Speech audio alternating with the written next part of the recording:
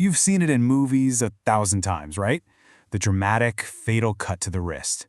But have you ever stopped and wondered if that's actually how it works? Well, today we're going to dig into a medical paradox that Hollywood loves to get wrong. So, this is the core of it. How can one, seemingly smaller injury be shown as a death sentence, while something as catastrophic as losing a hand is something characters in movies just walk away from? We are going to separate the Hollywood fiction from the life-saving facts. It really is a classic movie moment. The camera zooms in, the sad music starts playing, and a single cut is treated like it's the absolute end. It is a super powerful image, and it's one that really sticks with us. But here's the thing about that powerful image. It's also a potentially dangerous misconception. So let's pull back the curtain and take a look at what's really going on inside the human body. To really get this, we need to understand the body's incredible circulatory system. You can think of it like a massive network of highways, and, well, not all of those highways are created equal. And here's a surprising fact for you right off the bat. You know those bluish-green lines you can see under the skin on your wrist? Most people think those are arteries. They're not. They're veins. And that difference? It is everything. Here's the best way to think about it. Arteries are like high-pressure fire hoses. They're buried deep inside your body for protection, and they're blasting oxygen-rich blood away from the heart. Veins, on the other hand, are more like lazy rivers. They're closer to the surface, and they gently carry the blood back to the heart. That difference in pressure, that is the absolute key to this whole paradox.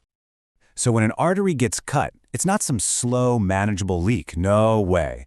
It's a high-pressure gusher coming straight from the body's main supply line.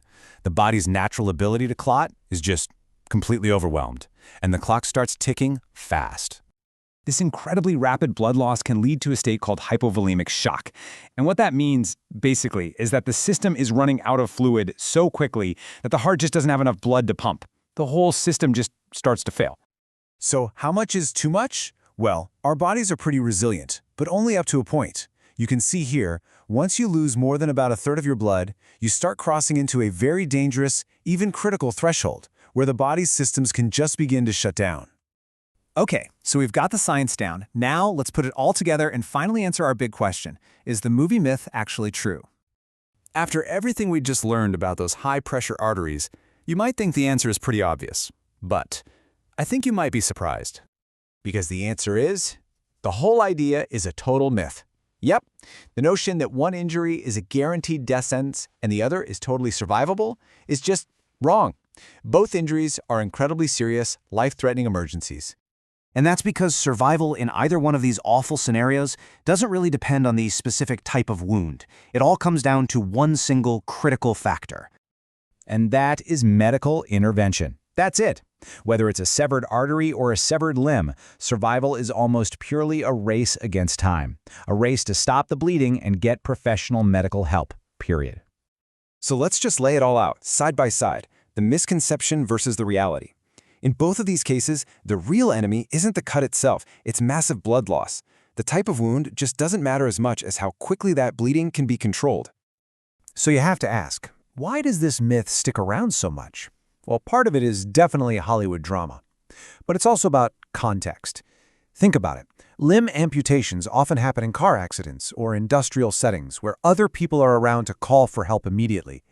Tragically, self-harm often happens when someone is alone, and getting that immediate help is so much harder. You know, understanding the science is one thing, but knowing what to do in a real-world emergency, that's even more powerful. This isn't just some interesting theory, this is practical, life-saving knowledge. Okay, listen up, because this is important. If you are ever in a situation with severe bleeding, you need to remember these steps. Protect yourself, cover the wound, and then apply firm, direct pressure with both hands. And do not stop. You are the critical link between that injury and professional help. What you do in those first moments can literally be the difference between life and death. Now, it is absolutely vital that we pause for a moment to address the very sensitive nature of this topic. We're talking about the science of human physiology, but the conversation around it often involves mental health and crisis. It's so important to remember what the experts tell us. A suicidal impulse often feels like a permanent storm, but it is temporary. It's a moment of crisis, and giving yourself the chance to get through that moment is the most important intervention of all. Help is always, always available, and your life is incredibly precious. So, the next time you see a movie try to sell you on that dramatic, tragic scene, you're going to see it completely differently. You'll know that the real story isn't about the wound, it's about the response. And that, right there, is a piece of knowledge that can actually save a life. Thanks for watching.